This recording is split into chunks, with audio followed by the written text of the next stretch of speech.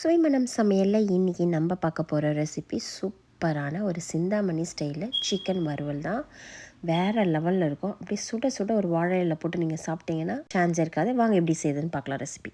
ஒரு மண்சட்டியில் நல்லெண்ணெய் ஒரு 5 to 6 டேபிள் ஸ்பூன் அளவுக்கு எண்ணெய் சேர்த்துக்குங்க. பொடியாக நறுக்குன சின்ன வெங்காயத்தை ஒரு 300 கிராம் அளவுக்கு சேர்த்துக்குங்க. 150 கிராம் அளவுக்கு பூண்டு, ஒரு கை கொத்து கருவேப்பிலை, ரொம்ப நல்லாயிருக்கும். கருவேப்பிலை நிறைய சேர்த்துக்கோங்க. இப்போ நெக்ஸ்ட்டு பார்த்தீங்கன்னா காஞ்ச மிளகா விதெல்லாம் எடுத்துட்டு ஒரு 20 to 25 அளவுக்கு நான் சேர்த்துருக்கேன்.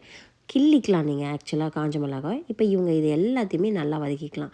இந்த சிக்கனை நீங்கள் மண்சட்டியில் செய்யும்போது சூப்பராக இருக்கும். லைட்டாக வெங்காயம் வதங்கின பிறகு மஞ்சள் பொடி சேர்த்துக்கலாம்.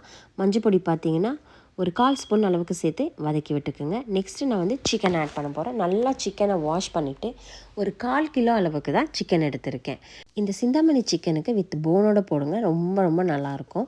போன்லெஸ் வேணாலும் நீங்கள் தாராளமாக செய்யலாம். போனோட கொஞ்சம் ரொம்பவே எனக்கு டேஸ்டியாக இருந்தது. உப்பு ஒரு ஸ்பூன் அளவுக்கு ஆட் பண்ணிவிட்டு இதை நல்லா மிக்ஸ் பண்ணுங்கள். நம்ம தண்ணி எதுவும் சேர்க்க தேவையில்ல. இந்த சிக்கன்லேருந்து தண்ணிடும், அதுவே போதும். அதனால் நம்ம எந்த தண்ணியும் சேர்க்காமல் இந்த வரமிளகா, வெங்காயம், பூண்டு இதுலேயே வந்து இந்த சிக்கன் நல்லா உங்களுக்கு ஊறும். நல்லா கொஞ்சம் சிக்கனை மட்டும் வதக்கி விடலாம். நல்லா வதங்கின பிறகு ஒரு லிட்டு போட்டு க்ளோஸ் பண்ணி 5 மினிட்ஸ் நல்லா இந்த சிக்கன் வதங்கட்டும் அதுலேயே. நெக்ஸ்ட்டு ஒரு 5 மினிட்ஸ் கழித்து எடுத்துகிட்டு நல்லா மறுபடியும் ஒரு தடவை மிக்ஸ் பண்ணி விடுங்க. நெக்ஸ்ட்டு மல்லிப்பொடி இதில் ஆட் பண்ணிக்கலாம். 1.5 டேபிள் ஸ்பூன் அளவுக்கு நான் ஆட் பண்ணியிருக்கேன். மல்லிப்பொடி நல்லா வாசமாக இருக்கும். வரமிளகா இட்ஸ் ஆப்ஷனல் தான், நான் சேர்த்துருக்கேன். உங்களுக்கு வேணும்னா கண்டிப்பாக நீங்கள் சேர்த்துக்கலாம். இது ஒரு டிஃப்ரெண்ட்டான டேஸ்ட் கொடுத்துச்சு. ஒரு 1/4 ஸ்பூன் அளவுக்கு வரமிளகாத்தூள், அவ்வளோதாங்க. இதை எல்லாம் சேர்த்து நம்ம மிக்ஸ் பண்ணி விடலாம். இன்னும் ஒரு 5 நிமிஷம் நல்லாவே வதங்கட்டும். இது எல்லாம் நல்லா வதங்கி அந்த எண்ணெய் பதம் வரும். அந்த டைமில் நல்லா கொத்தமல்லி தாழை ஆட் பண்ணிக்கோங்க. நல்லா பொடியாக நறுக்கி ஒரு கையளவுக்கு சேர்த்துக்குங்க. சேர்த்துட்டு நல்லா மிக்ஸ் பண்ணுங்கள். இந்த ஸ்டேஜில் நீங்கள் சால்ட்டெல்லாம் கரெக்டாக இருக்கான்னு பார்த்துக்குங்க.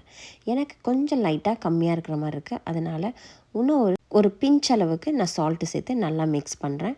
மிக்ஸ் பண்ணிட்டீங்கன்னா அவ்வளோதான், அந்த ரெசிபி கம்ப்ளீட்டாக ரெடி ஆகிடுச்சு. கேஸ் ஆஃப் பண்ணிடலாம். இது நல்லாவே ட்ரையாக இருக்கும். இது நல்லா ஒரு சுட சுட சாதத்துக்கு நீங்கள் அப்படியே சாப்பிட்லாம். இதில் நிறைய நம்ம மசாலாலாம் சேர்க்கல. வெறும் பார்த்திங்கன்னா வரமிளகாத்தூள், மல்லித்தூள், வரமிளகாத்தூள் கூட ஆப்ஷனல் தான், நீங்கள் அதை போடலைனாலும் பரவாயில்ல. அப்படியே நல்லா வறுத்து இந்த எண்ணெயிலே வறுத்து சாப்பிடும் போது சூப்பராக இருக்கும். கண்டிப்பாக உங்களுக்கு இந்த ரெசிபி பிடிக்கும்னு நினைக்கிறேன். பிடிச்சிருந்தால் மறக்காமல் அப்படி எனக்கு ஒரு லைக் பண்ணிவிடுங்க, ஷேர் பண்ணிவிடுங்க, கமெண்ட் செக்ஷனில் சொல்லிவிடுங்க. ஆரோக்கியமாக சாப்பிட்டு சந்தோஷமாக இருங்க.